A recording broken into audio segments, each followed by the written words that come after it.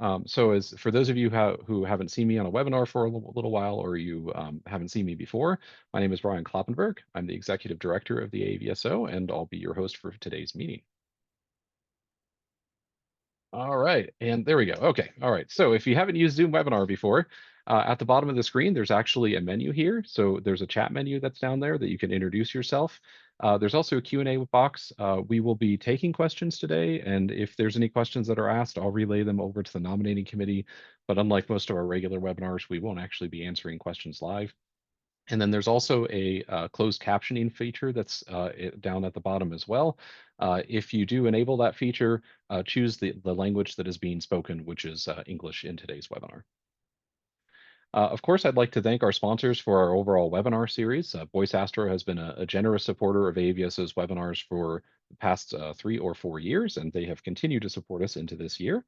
And so just as a reminder, if you haven't heard of Voice Astro before, they're an organization that provides online astronomy education, observatory resources, and research experiences to students and schools to perform observations, conduct research, and publish results. So please check out their website over at voiceastro.org to learn more about their offerings in astrometry, photometry, and spectroscopy. And the AVSO is, of course, a 501c3 nonprofit organization. And for any of you that are on the other side of the pond, that's a charitable organization. So if you find benefit to AVSO's programs or services, please consider sending us a donation. You can visit avso.org and click the Donate Now button that is up near the top of the screen, or you can scan the QR code here. And just as a reminder, all donations made in the United States are tax deductible. Now, because this is actually our Meet the Candidates webinar, it's associated with the AVSO's annual elections. And just to provide you a little bit of information about how this works, anybody who was a member of the AVSO, so if you paid if you were a student member or a supporting member or sustaining member or just a regular member of the organization, and you contributed to the AVSO some money through the membership process, you should have received a ballot by email. And here's an example of the ballot that I actually received. So please go take a look to find an email from the election buddy, and it'll say vote now, AVSO 2025 AVSO board elections. If you believe that you should have received a ballot and you didn't receive a ballot, please send us an email at aavso@avso.org, and we'll be sure to issue you a new ballot. And then the results of our election will actually be announced at the AVSO's 114th annual meeting, which will be at the Oregon Museum of Science and Industry up in Portland. So if you haven't registered for the event, here's a QR code where you can go register. And we're going to have a couple of really awesome keynote speakers. Dr. Peta Plavachan is going to be talking about the Landalt mission, which is a mission that will be lasing ground-based satellites with lasers to do photometric calibration. And Melissa Graham is going to be talking about a couple of different missions that she's been involved with. I can't remember if she decided to do one that was related to satellite tracking or if it's about the Vera Rubin Observatory. I'm pretty sure it's about the Rubin Observatory, but these are both going to be really exciting talks. And lastly, I'd like to do some introductions to kind of wander around the room here. So really quick, I'm going to shut off my screen sharing and pop over back to the regular view here. So the AVSO, the way that our nomination process works is every year we appoint 3 individuals who are members of the association to serve as our nominating committee. And this year, the members were Gordon Myers. It was chaired by Bill Dillon, who was a former past president of the AVSO, and then another former board member, Bob Buckheim, who unfortunately couldn't be along with us today. He was also a member of the committee. And I'd just like to publicly say thank you to the members of the nominating committee. I know it's a very difficult process, but I think that you guys have found a really good slate of electors. Next up, we also have our list of candidates that are up for election this year. I'll start off with the candidates that are presently on the board. So Peter Bilo, Deepankar Matra, and then we have 4 individuals that are also for first time running for the board. We have Rick Diz, Michael Rapp, Isaac Ceballos, and Peter Craig. So this is our nominating committee and our slate of potential candidates for the election. And so with this, my portion of the introductions is pretty much done. And so I'll turn the floor over to Bill and Gordon to ask the candidates a series of questions. And guys, if you have any technical issues during the meeting, I'll have my camera and microphone shut off, but just feel free to say my name and I'll pop back on. Okay, thanks, Brian. Okay, I hope everyone can hear me, and we'll start off with the first question. Um, and I should mention the candidates have seen the questions ahead of time, so we're not trying to, ambush people with this and give an advantage to the last person who answers the question. So everyone should be prepared for this. So the first question is, the AAVSO is important to us all, but in many ways for different reasons. No member of the board is expected to excel or to participate in every aspect of this organization, and we all have our strengths and focus. So how would your non-astronomy skills benefit the organization? So each candidate will give you 3 minutes if you need it, or shorter if you'd like, to answer these questions. So we'll start out with Isaac. Hi everyone. So, I believe that my leadership and outreach experience can make the AAVSO more approachable and relevant to newer generations like myself. I've led and organized student groups and outreach programs that made science feel more accessible and it made it easier for people who didn't see themselves as, that the typical science types. So those same skills can help AAVSO connect with new audiences, especially younger contributors who might find astronomy intimidating or outdated of some sort. I focus on building community and not just sharing information, getting people excited, involved, and confident. Coming from a new generation of contributors, I understand how to communicate and create spaces that feel more modern, that feel more welcoming and interactive. So my strength isn't just in data or research, it's helping people feel like they have a place in science. Okay, thanks very much. And next up, same question to Rick. Well, thanks so much for organizing this and having me on this slate of excellent candidates. I appreciate that. Unlike Isaac, who is obviously early in his professional career, I'm sort of towards the end of my professional career, and so I have a very different set of experiences than Isaac did. Not necessarily better or more valuable, though.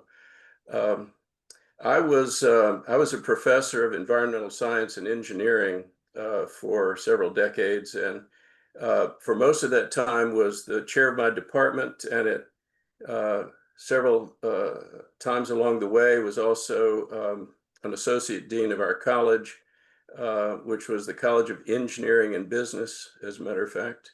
And I also served as acting dean for a while when we had a gap in the dean's office. Um, During that time, as both department chair and in those other administrative capacities, I had a lot of involvement in handling budgets, managing people in an academic organization. We're all peers. It's a fellowship, and so managing a peer group, you're really just the first of equals, and that can be quite challenging. Um, but hopefully, my colleagues appreciated my manner and style. But what I would bring to the AAVSO would be the experience that I gathered in doing those sort of administrative tasks. Money, of course, is always a limiting factor. Getting people to work together is essential especially for a volunteer organization like this. And and I also was involved in some marketing programs and other administrative programs relating to accreditation for the programs that we delivered and so forth. So I think I've got a fair amount of life experiences that might be of value to the AAVSO.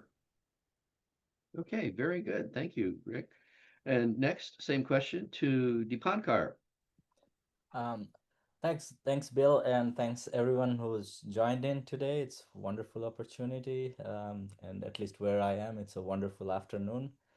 Um, so, actually, this question threw me off a little bit because I'm kind of an astronomy nerd. I got into amateur astronomy in middle school, got hooked into it so much that my parents couldn't talk me out of it. I decided, got to be an astronomer. And I ended up in a, right now that's where I am, is in a astronomy faculty at a small liberal arts college in Northeast US. So astronomy is my hobby, it's my passion, it's my profession. So I had to think hard, what if anything that I do, what can I bring to AAVSO besides my astronomy? So it took me a while to disentangle my non-astronomy skills, but I realized there are a few things that I do bring to the table besides astronomy. Um, Mentoring is one of them. I'm experienced at mentoring at all levels. I have mentored numerous students at all stages, from middle school, high school, college, and even at graduate level. I've mentored junior colleagues as well. Um, and often these mentoring roles were such that they went quite a bit beyond academic discussions, and they involved career, personal, and professional development.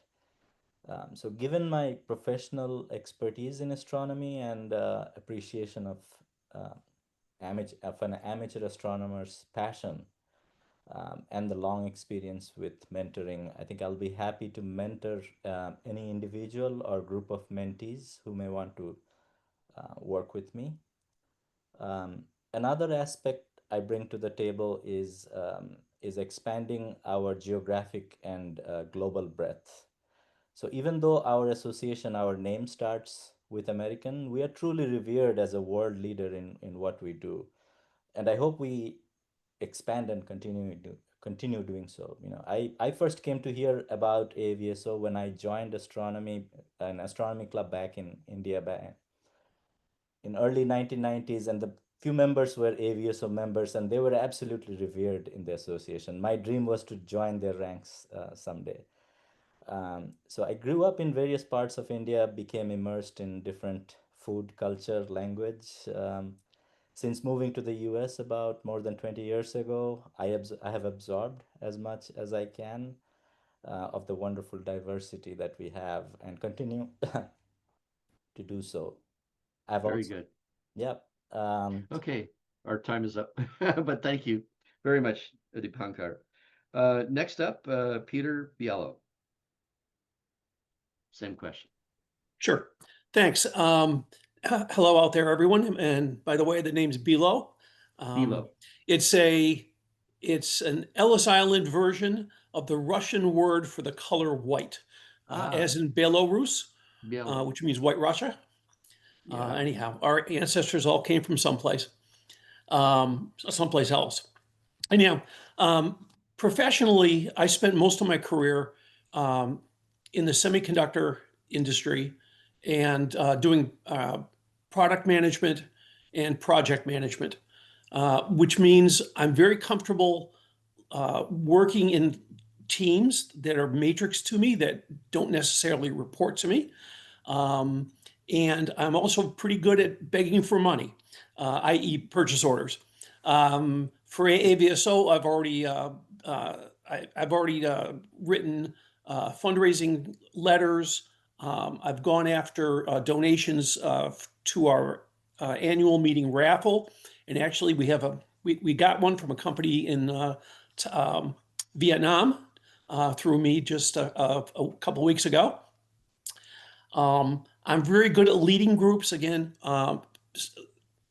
professionally, I took things from whiteboard to shipped product. And one thing I learned early in my career was you can't beat people up. You can't demand things. You have to make people want to work with you.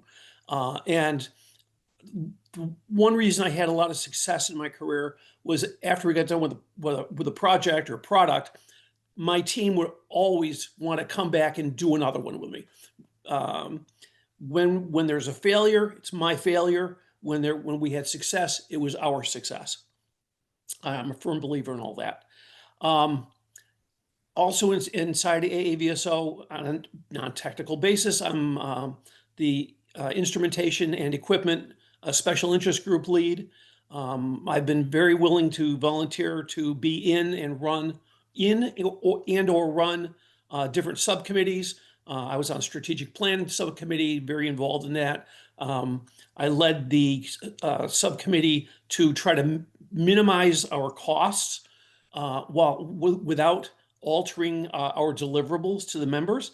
That was a pretty controversial committee. We came up with some recommendations that didn't sit particularly well with everybody, but to that end, we recommended going virtual with our conference because, frankly, when we were in Boston, we lost almost $80,000. Oh, by the way, total dues for a given year is $100,000. Okay, so it was 80% of our dues were lost in a conference that 120 people attended. Okay, so we made a recommendation to go virtual. Instead, we took after some give and take, we all agreed we're going to minimize our losses. And this year, our projected losses are under 25,000. So, sometimes you have to ask for more than you really end up accepting. Very good. Okay, time's up there, but thank you very much. Next up, same question to Peter Craig. Yeah, thank you. So I also was a little bit thrown when I first saw this question. I'm a postdoc in astronomy at Michigan State, and I kind of had to sit down and think for a little bit about which of my skills count as non-astronomy skills and would be useful for the AAVSO. And really, I think a lot of it comes from working with diverse groups of people. So I'm part of several fairly, well, I guess moderately sized collaborations relatively, but I get to work with a lot of people and spend a lot of time mentoring a lot of our undergraduate students. So my research group maintains a pretty active undergraduate research population, working on all kinds of different things. And we also are running a program to have undergraduate students have the opportunity to observe at our observatory. And so this runs regularly throughout the year. And I'm also pretty heavily involved in organizing the outreach activities that we host at the MSU Observatory. So trying to reach out and break down complicated scientific ideas for the public, and also just, general event organization on that front. I'd say otherwise, I'm also have a lot of experience with strategic planning and working on complicated problems with large groups of people, trying to keep people organized about who's going to do what and how we're going to effectively tackle some very complicated and challenging problem across a group of people as efficiently as we can. So I think I will leave it there. Okay, fine. Very good. Thank you. And finally, Michael Rapp, same question. Hi, all. I've got 3 areas that I think would be useful to the AAVSO. First, I'm an educator. I've had 27 years at the University of Houston. In every class that I've ever designed or taught, it is critical to me that my students feel engaged, excited, and they feel valued and part of a learning community. That philosophy of teaching as a board member would drive my relationship with the membership, and I would want to find ways to make sure that all members feel engaged, they feel excited, and they feel valued. Because an engaged membership that feels a sense of community and is enjoying themselves, it's kind of like a positive feedback loop. Engaged members want to generate more data, quantity, and they want to generate better data, quality, 2 of the most important things to us. Secondly, I'm also an information security professional, and I have over a decade's worth of experience protecting scientific research networks and data from attack, everything from ransomware to extortion to just general data integrity.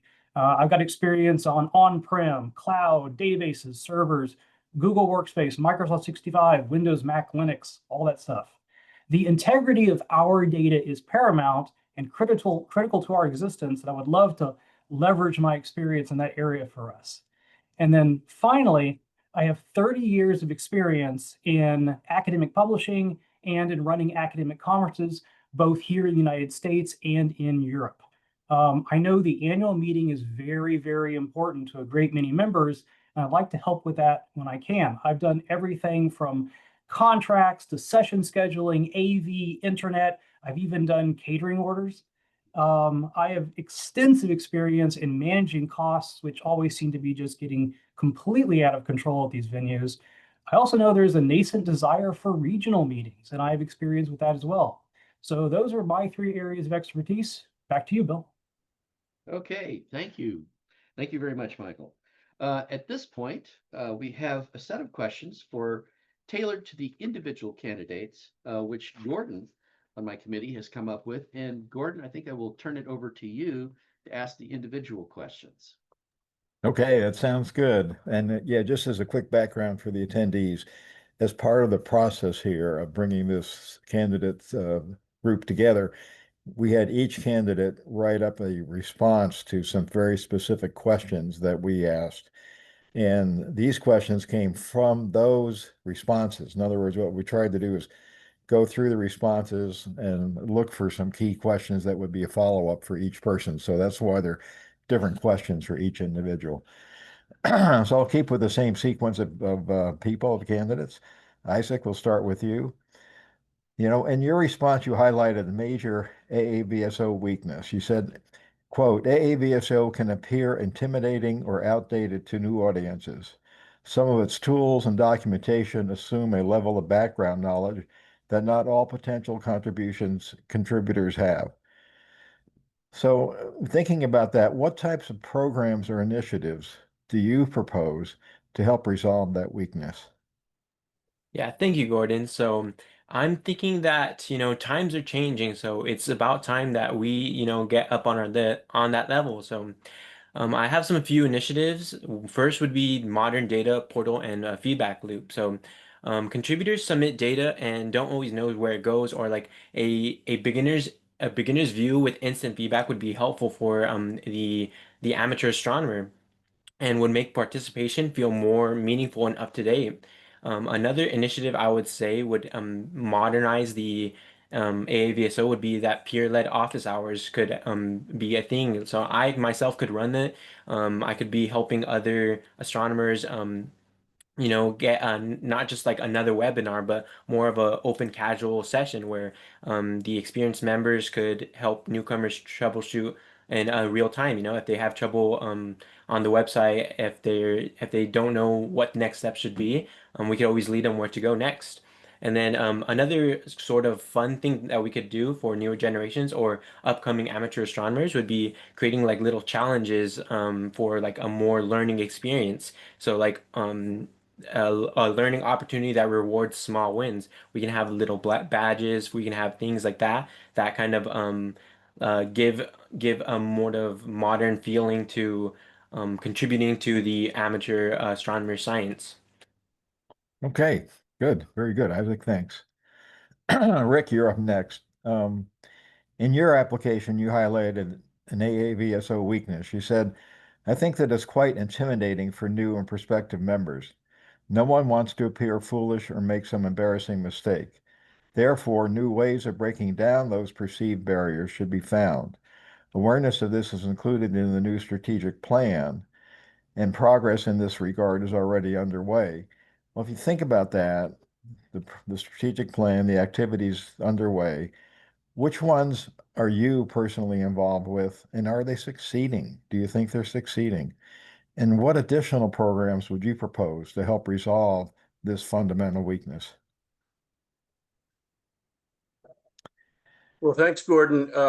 I'm not involved in any of the current initiatives. I've read about them in the strategic plan, and not being a member of the board or on any of these committees, I'm not currently involved in any of these things. I wrote that, which is very similar to what Isaac just talked about. Uh, Thinking back to my own experience when I first joined the AAVSO, which was about 4 or 5 years ago. Um, I was eager to contribute data, but I didn't really know how. I didn't know much about photometry. I gradually learned a little bit about photometry. Now I'm mostly involved in spectroscopy, and we have a database for that as well. And and uh, and and on a couple of occasions, I submitted observations that were rejected or weren't quite good enough, and I was quite distressed by that. So those experiences led me to come up with this response as a potential what we could call a weakness. I don't really think it's a weakness, but an area of improvement. I came up in anticipation of this meeting. I came up with a few ideas. In fact, I shared them with Brian not long ago. Um, I'm not sure that they're practical. I'm not sure that they are financially doable, but I thought I'd throw a couple of things out as specific possibilities. Um, what I'd suggest is that when a new person joins the organization, they would automatically be enrolled in either a forum or perhaps something, a Zoom group, which would be essentially equivalent to one of our observing sections. Uh, and we would entitle that newcomers. For any of you who have moved to a new community, you know there's frequently a newcomers club that you can join that where you get to meet other people with whom you can share your anxiety or your uncertainty or your interest, and through that community of sharing, you feel a little bit better about the experience. Of course, we would need someone perhaps from the board or from the staff, but I think it would be better from the board, who would host that group and foster that feeling of community for those newcomers.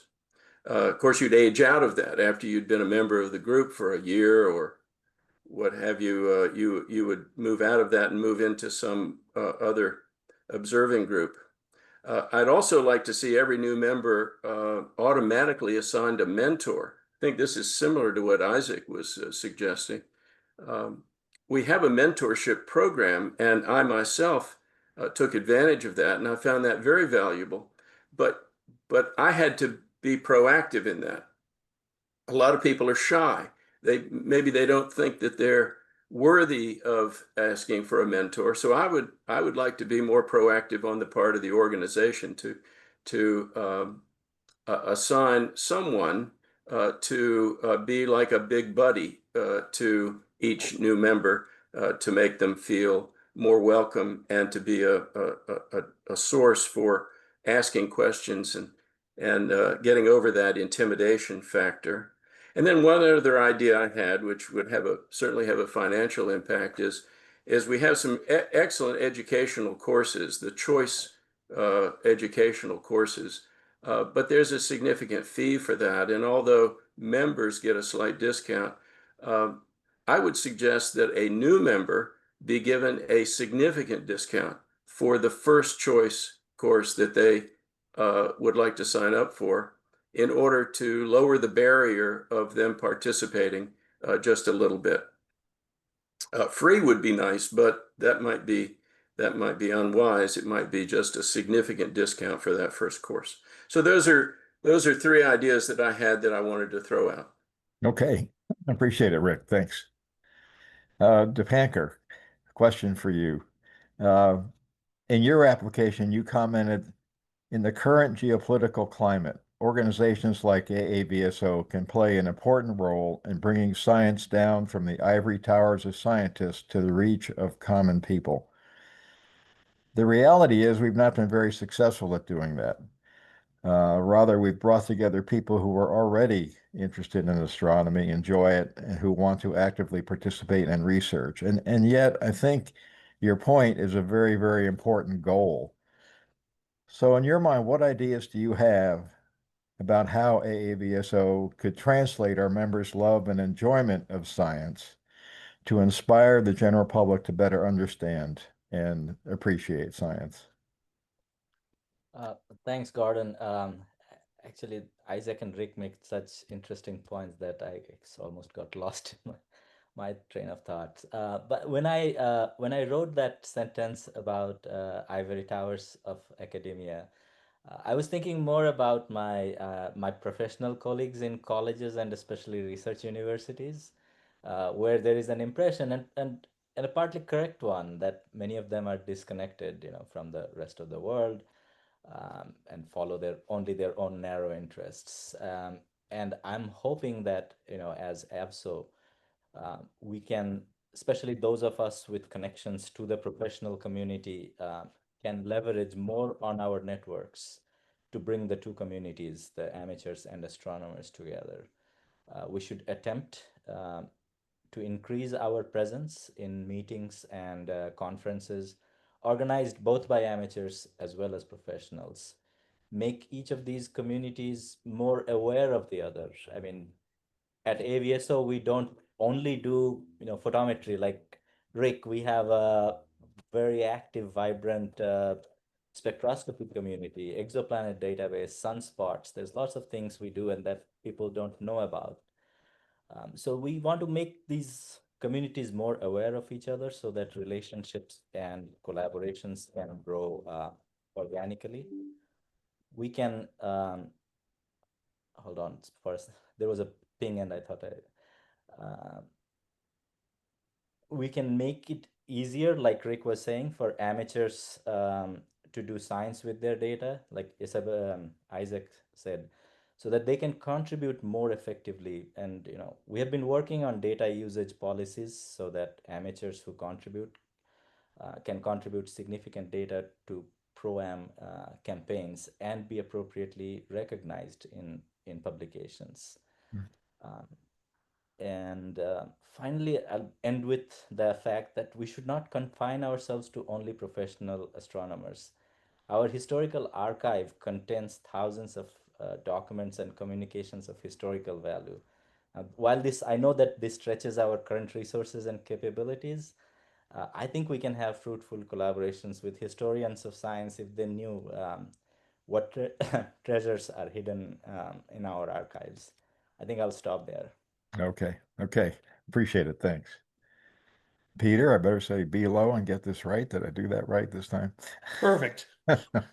As we learned in first grade, when two vowels go walking, the first does the talking.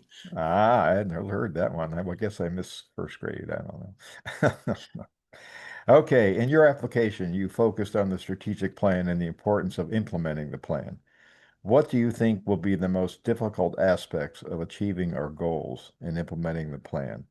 How should we address those challenges, and what role do you think you can play in us achieving the plan? Well, this is a very timely question. I would have given a different answer 2 hours ago. Up till 2 hours ago, I thought one of the most difficult aspects of achieving our goals is in our money situation. We've been concerned about our endowment for a number of years now. But frankly, 2 hours ago, we got a great update that shows our endowment's increased about 50% in the last 5 years, and I'm much more comfortable now.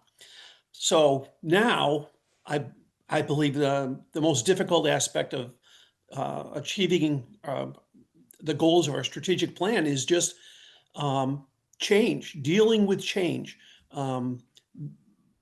We will be focusing more on education. In fact, the next hire will be in an educator role.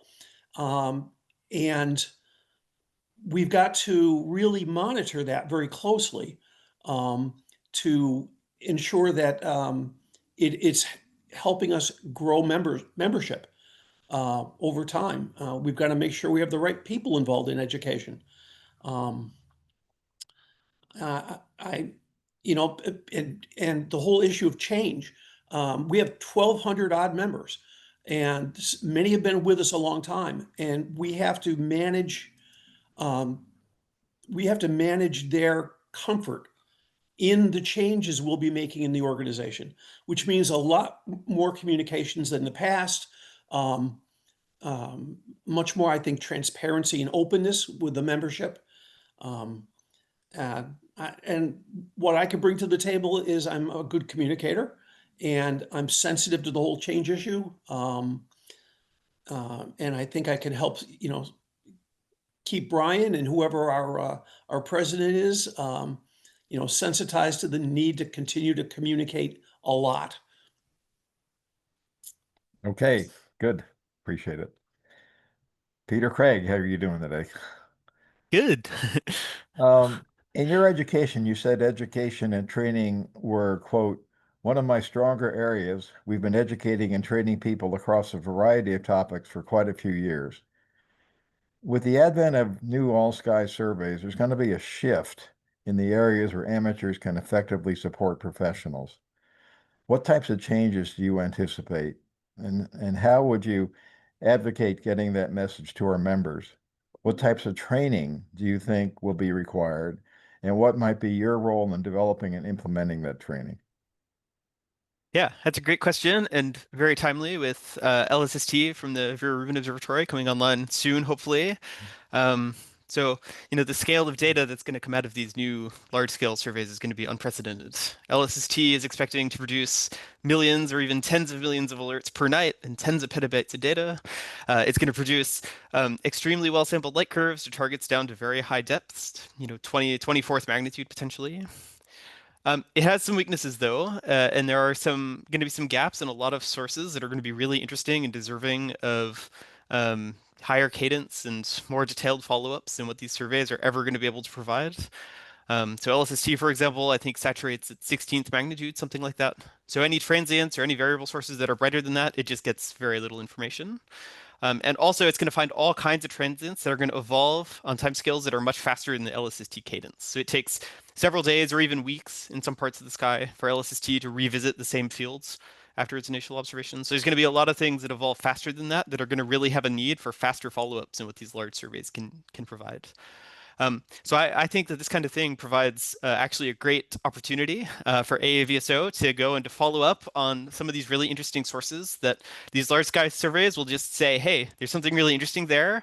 And then that'll be all that they tell us is that there's something interesting. And if nobody goes and looks at it, then all that we'll know is that there was something interesting there. And then we miss everything else. So how I think this kind of builds into to communication data training for members is that we're going to need to have some way to sift through the 10 million alerts per night or something that LSST is going to come out with, and to say, all right, here are the interesting targets, here are the things that might be interesting to you as an observer, that might be interesting scientifically, and that and where AAVSO follow-up would really be able to fill in the gaps of what these large sky surveys are going to miss. And I think that we're going to need to put a lot of thought into what the right way is to select targets that are going to be worthy of really detailed follow-ups, how to suggest topics to observers or suggest objects to observers that might meet their own interests for what kind of things they want to be following up, and also they're going to have good scientific impact. So I think that there's going to need to be some effort in training people in how to work with these new kind of unprecedented data scales that we're expecting from these new surveys. And I'd be totally happy to lead some efforts to try to build systems to help observers find targets that are interesting, scientifically useful, and viable, good targets for amateur astronomy. Okay, good. Appreciate it. Thanks, Peter. Michael, in your application, you highlighted two AAVSO weaknesses. You said, quote, I see two key weaknesses, funding challenges and the competition for modern automated surveys. On the funding question, you mentioned your experience writing and editing of grants. Can you describe your experience and discuss how you think AAVSO can pursue, in particular, non-governmental funding sources? Because with the current environment, the issue of getting government funding has become, very, very severe. I'd be delighted to, Gordon. Yes. Now, most of my experience on grants is in the federal arena, NSF, NIH, Department of Education. I do have some experience on non-governmental grants. Actually, I've got experience on both sides. I do some work for a nonprofit organization, the Association for the Advancement of Computing in Education. We publish journals, run academic conferences. We have a foundation, and I've had the privilege of being able to review and make funding recommendations on some of those grant submissions to them. And I found that very valuable in understanding what makes a good non-governmental grant submission, seeing the process from both sides, both the writing and the reviewing side. If I were to pick one thing that is critically important for the success of a non-governmental grant application is you absolutely must align your proposal with the granting organization's mission. It is absolutely critical. It is not enough to basically say, we want to do this cool sciencey thing, further the science, give us money, please. You have to approach it as if you are wanting to enter into a partnership. You have to show how your work will further their aims. As far as funding sources, something that a lot of places are overlooking for a strange reason is, don't overlook corporate partnerships. Like Gordon, what you said, and I know this fully well working at a public research university. With federal funding being really weird right now, we found, partnering with corporations to be quite lucrative at the university, especially in the realm of data science. There are a great many companies out there, Silicon Valley and other places, with a lot of money looking for use cases to highlight their products in that realm. Back to you, Gordon. Okay, very good, Mike. Thank you very much. Okay, Bill, I'll hand it back to you for the final question for everybody. Yes, thank you, Gordon, for those really insightful questions. We have our final question here that I'll go through the list, and then I'll have a few comments to make, and then I'll hand things back to Brian. So the next question, final question is, can you please discuss, in order of importance, the future interaction of the AAVSO as a group to A, the amateur community, B, the pro-am community, and C, the professional astronomy community? So we'll go back to the top of the list with Isaac. Thank you, Bill. So my main idea is to strengthen the base first. So the amateur community. The amateur community is the foundation. Without them, there's no long-term sustainability. Supporting them means making the tool simpler and making feedback faster and communication more open. The next would be the pro-am community, because the pro-am space is where growth happens. Connecting amateurs' passion with professional data needs. This is where AAVSO should make those bridges clearer and easier to cross. And the next would be the professionals. So the professionals are already respected by AAVSO's data, but to keep them engaged, we need to strengthen the ecosystem below them. So when the amateur and the pro-am sides thrive, professional collaboration naturally increases. And so the goal is to make every contributor, no matter the level, feel like as if they're part of this sort of machine, this continuous machine. And so from the first observation to the published research, this is where the AAVSO needs to focus their collaborations with them. Very good, thank you. And same question goes to Rick. I think we're probably going to have quite a bit of repetition in our responses to this question. I suspect that most of us have a very similar view of this. It's not correct that we don't have any professional members of AAVSO. Of course we do, but when we make the distinction between amateur community and professional community, I assume that we're talking about professionals who are not members. And probably, although I don't know the demographics on this, a very large percentage of our membership are truly people who are not paid to be an astronomer. So I assume that that's who we're talking about when we talk about the amateur community. Similar to my response earlier to the specific question posed to me, gaining new members by making the organization inviting and helpful,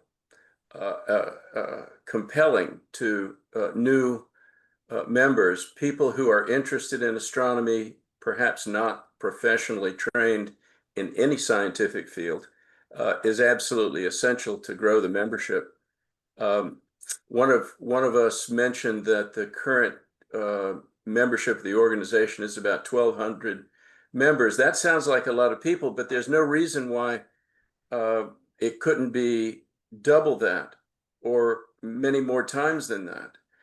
There are tens of thousands of people interested in astronomy. And I think if you were to include astrophotography, there would be several tens of thousands of people who are doing astrophotography and probably are a bit intimidated by the idea of doing science. If we were to find a way to reach out to the astrophotography community a little bit more aggressively than perhaps we have, we might find that we could attract some interest. A focus on the amateur community has to be the primary interest because it drives everything else. Our very valuable databases are there because of contributions from observers, many of whom, maybe not all, are members. And so we have to be focused primarily on the amateur community. The professional community will come along. Many of those professional astronomers value very highly the observations that they can access through our databases. And although communicating that more extensively to professionals might be possible or valuable, I tend to think that that'll just happen. The pro-am community, which I assume that means the opportunity for amateur members to contribute to a professional's study project, is something that I would rank that third in the list of priority. The question says in order of importance. I'm not sure if that's, I'm interpreting that right, but the pro-am collaboration is worthwhile and valuable. Some people just want to make observations and post them into the databases, but some people want to be part of a study and are not personally able, qualified to organize their own scientific study. And so they're looking for opportunities to contribute. And we have a number of tools already to make that possible. We certainly want to encourage and enhance that. The strategic plan addresses all of these things. The strategic plan is a very impressive document. I'm not trying to blow smoke here, but I think it was very well done. It's very extensive. We as board members or potential board members, our primary mission needs to make that strategic plan a reality, to make that actually happen. That's going to be the challenge. And if we were to achieve even half or three-fourths of the goals in the strategic plan, the organization will flower, financial problems will be addressed along the way. And I think the future will be bright. Okay, very good. Thank you very much. All right, next up, Deepankar. Thanks, Bill. Yes, to sort of echo what Rick said, it's we need to get more amateurs on board, and for that, I think we need to invest more on education and public outreach and build communities. We need to reach out to clubs, schools, colleges. There are things we are doing right now. For instance, we're working towards creating a pool of speakers who can perhaps be tapped to give such kind of lectures and outreach. One other thing we desperately need better, and younger folks can do better on this, is better social media presence, so that we can make more amateur astronomers aware of ongoing cosmic events, explosions, and alerts or requests, for observations. And this is also something Rick alluded to. We need to make it easier for amateurs to be able to analyze the data using latest open source technology. Like reminding those astrophotographers that, those 100+ exposures that they took, spanning many hours, can also almost certainly contains quite a few variable stars, perhaps an exoplanet or two, whose brightness changes can be measured relatively easily and contribute to science. We have these AAVSO net of telescopes. I hope we can expand on them so as to make research grade telescopes available to members. Also, one of my other goals is we should strive to increase our international reach and better longitude coverage, so as to turn an old imperial phrase to perhaps a better one: sun should never rise in the AAVSO empire. I talked a bit about pro-ams. We are one of the best conduits between amateurs and professionals. We can work more to increase that leverage on our networks in each of the amateur and professional communities. we should reach out proactively to colleagues. Professionals can, for example, help quality control the data that we receive, help with mentoring.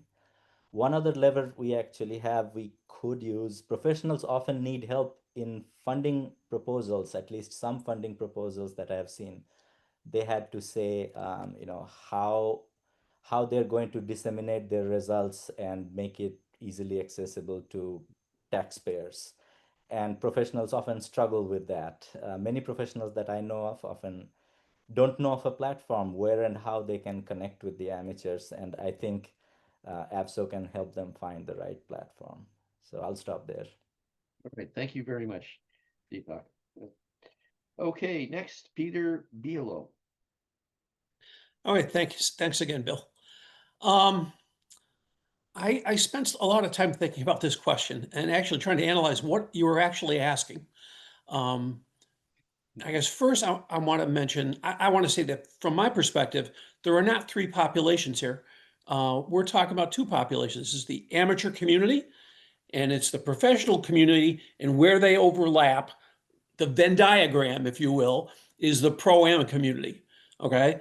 And I believe ultimately the most important thing for us is to grow the amateur community, both in terms of size and also quality. And we're working on both of those aspects. The better the quality of our data, i.e. the lower the error of our photometric measurements, the more professionals will want to use it.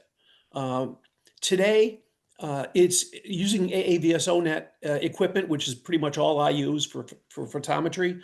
I can generally get less than 0.02 mag errors on the stars I observe. If we can get that down to 0.01, more people would be involved, or more professionals would want that data. So which also implies people like Brian and Bert going to the professional conferences and touting our work, touting our data. Growing the amateur community, can be as simple, quote unquote, as getting more articles in Sky and Telescope. As I go back to the 1960s Sky and Telescope volumes that I used to have, I've trashed all of the paper.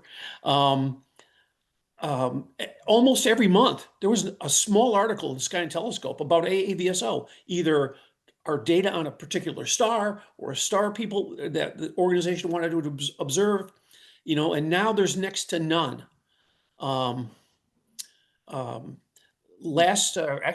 Early this year, Brian and I and Arnie Hendon had the opportunity to represent AAVSO at NEAF down in New Jersey. It's about 3,000 odd members or astronomers or amateur astronomers attending, and we were responsible for a pro-am session.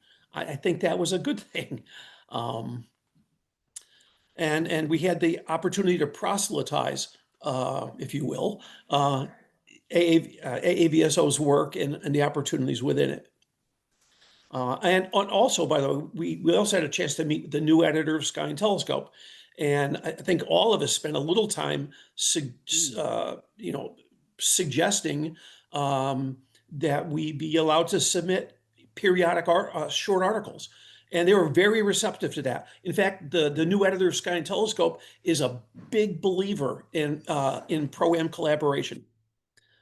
So we've got some friends out there. We got to use them, and we got to take our opportunities. So what do we need to do for that? We need people willing to write short articles, 1 page with a couple charts that could be submitted to Sky and Tel. It doesn't have to be 10, 20 page scholarly report, some suitable for the Nobel Prize. So anyhow, so amateur community first. By increasing the number of amateurs, increasing our quality, we'll pull in professionals. The 200 papers that reference AAVSO per year presently. It'd be great if we could double that on a per year basis. And if by doing that, by definition, the pro-am collaboration part of the Venn diagram will grow. Very good. Very good. Thank you. Thank you, Peter. And now, same question to Peter Craig. Yeah, thanks. So I agree with what a lot of people have already been saying, that the amateur community is kind of the foundation of the AAVSO, and that one of the highest priorities going forward has to be expanding the amateur community, the community of observers, and improving the accuracy of photometry being produced by the amateur community. This really is the foundation of everything that AAVSO is doing, and yeah, any efforts that expand the amateur community will propagate up and help interactions with all the other communities that we're talking about. So that probably has to be the single highest priority at the moment. I think that also, as far as the pro-am community goes, we are currently kind of in an ideal era to see growth in professional and amateur collaboration, and significant growth in the pro-am community. More and more now, as these large surveys come online in the near future, we're going to have many interesting targets that the professional community just can't follow up. And I think that having strong collaboration between the professional and amateur communities through AAVSO to go after really scientifically interesting targets that we're going to know about but not have data on is a great potential to see this community expand. And this will relatively directly increase the research impacts of AAVSO data if there's data availability on the things that are really interesting. So I think there's a great opportunity for more professional amateur collaboration in the not distant future, where we can really see some great things happening there. As far as the professional community goes, I think that the most important thing at the moment is just to keep taking more data and higher quality data, try to get the photometric accuracy up where we can, and trying to make sure that all of this wonderful data remains public and readily accessible. And if the data is there, people are going to use it. So I think the most important thing is making sure we get a lot of data on the targets that the professional community thinks are interesting and are currently thinking about. And as long as that's happening, then I think the data will keep getting used and be used to wonderful effect.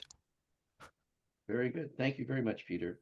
And finally, Michael Rapp, you're up for the last question. Okay.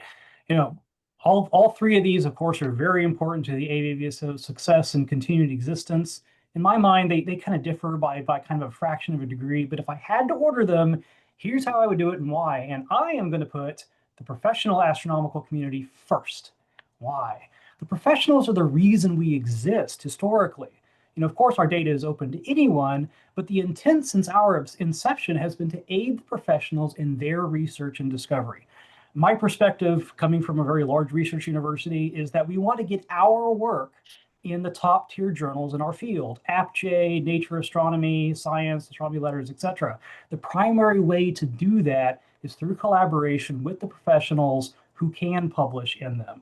Now, just underneath that is the pro-am community, which is this amazing community, which I define as highly skilled amateurs who are pursuing lines of research of nearly professional or professional quality, mostly independent of a professional campaign. They're kind of doing it on their own. This really excites me. For this group, what we can offer is our expertise in data quality, in best practices. We can help them better align their interests with the professional priorities. Furthermore, we publish a journal. We can help them take their research and get it into the professional community through the recognized channels such as conference papers and journal articles. And if we see something that someone in this highly skilled group is doing that's pretty amazing, one of our chief outreach aims could be, hey, have you considered doing a poster session at AAS about that? And we can help and facilitate that. It's a very exciting time in variable star astronomy, absolutely. And finally, of course, the amateur community, last but certainly not at all, not least, for over 100 years, the amateur community has been our main feeder source of members. They learn about us from fellow amateurs, astronomy clubs, the Astronomical League, Sky and Telescope's Pro-Am column. We need to continue to cultivate this, absolutely. Specifically, two places where we could do this is, people like myself who, after 20 years in the hobby, we're getting kind of, bored with tracking down yet another 13th magnitude elliptical galaxy, and also started to have this itch to do something more than just look. And I think that's something we can really, really capitalize on there.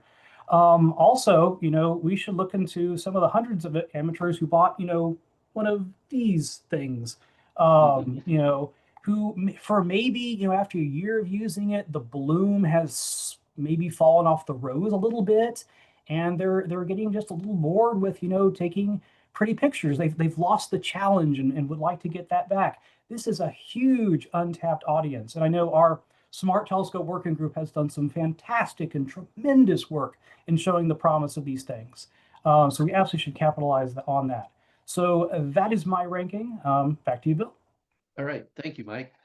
All right. I have just a kind of a few observations. So I have been in your position many years ago. I think it was in the late 1990s that I ran for council, or maybe mid 90s when I ran for the first time, and I was not elected.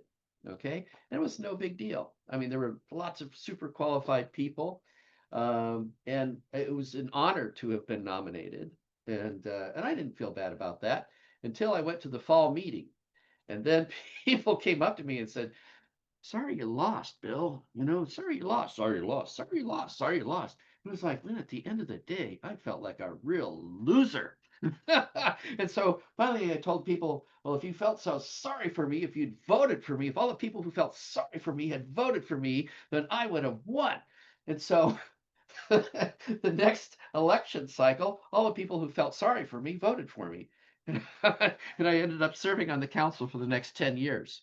So if you don't make it, don't feel bad. I'm not going to tell you I'm sorry you lost. And so anyway, I thank you all for running, and you've had to jump through some real hoops here and filling out all kinds of forms and things that I never had to do. So anyway, thank you for that. I also want to thank my fellow nominating committee members, Gordon and Bob, who couldn't make it here today, but we've spent a lot of time on Zoom meetings and going over questions and reviewing things. And also Brian has been a big help. And also Richard, our president, has been a big help. And he's had to kind of drop out. His wife has had some real health issues. So I'm sorry, he couldn't participate, but wish all the best for him. So with that, and with those thanks, I'm going to return things back to Brian. Yeah, Bill, thanks. That was a good outro. And by the way, I would like to echo some of Bill's comments. So first off, I've been taking notes, and I've actually got 3 pages worth of notes that I've taken. A lot of the ideas that I heard here, I've heard before, but there actually were a couple ideas that I hadn't heard before, and I think are absolutely wonderful. And so, if you don't get elected, chances are I'm going to be knocking on your door one way or another, trying to pull you onto a committee, because I think some of these things are things that we actually need to execute. And so again, thank you to Isaac, Michael, Peter, Craig, Peter Bilo, and Dipankar and Rick for all running for the board and taking time out of your Saturday to join the Meet the Candidates webinar. And then Bill, Gordon, and of course Bob Buckheim, who couldn't be here. Thank you again for your service. I know that this is a very difficult thing to do, to find a slate of 6 people in a couple of months that want to serve in the board. And I think you did an incredibly excellent job. And so with that, I'm going to do the outro slides here. There we go, should be up and running. So of course, I'd also like to thank the approximately 25 people that joined in on the webinar today. And for those of you who are watching us on YouTube, we usually have about 900 of you. So a vast majority of our voting population end up watching. So thank you for taking the time out of your day to listen to what the candidates had to say and inform yourself so that you can make a good educated vote.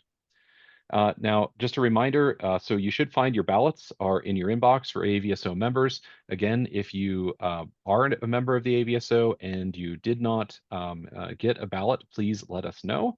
And do that by sending an email to aavso@aavso.org. The email should have come from Election Buddy, and it would look like the one that you see here on your screen. And again, if you didn't get one, please send us an email. Now, the results of this election will, of course, be announced during the member meeting portion of the 114th annual meeting, which again is going to be at the Oregon Museum of Science and Industry up in Portland, Oregon. Peter Plavachan, again, going to be talking about NASA's Landalt mission. It's a photometric calibration mission where they're actually going to be a spacecraft, a CubeSat, is going to be lasing telescopes on the ground to get better than 1% photometric calibration. So very interesting project. And Dr. Melissa Graham, she will be talking about the LSST and kind of the tie-in to the amateur community. A lot of those comments that we heard from some of the panelists today about, there's just the sheer number of objects that are going to be coming out of I should say, alerts that are going to be coming out of the LSST, and the important thing that I think Peter Craig just mentioned a little bit ago: professional astronomers don't have the time to follow up on 100,000 objects a night. Just as a quick aside, the Zwicky transient facility produces about 100,000 alerts per night. And I asked one of their engineers how many they follow up on, and they said 10. And I'm like, oh, 10,000. No, 10, 10 decimal point. And so there is a huge opportunity for amateur astronomers to go out and follow up on this thing, chase it down. You could be the only person that is looking at the results of this transient event, and you could be making really interesting scientific discoveries. All right. So, and of course, I'd like to say thank you again to Boise Astro, who offer a variety of educational and training programs that are focused on astrometry, photometry, and also spectroscopy, for supporting not only this meeting, but also the whole rest of our webinar series. So thank you again to Pat and Brady Boyce for continuing to support the AAVSO. And finally, the AAVSO is a nonprofit organization. These webinars and everything that we do is enabled because of the generosity of people like you. So if you would please consider providing a donation to the AAVSO. You can do it either by going to aavso.org and hitting the blue Donate Now button in the upper right-hand corner, or by scanning the QR code on the screen. So once again, thank you all for who attended, and thank you all to the nominees, and also to the nominating committee. I think we're going to have a really fun election this year, and I look forward to seeing the results. So everybody, hope you have a great rest of your day, and we'll see you soon.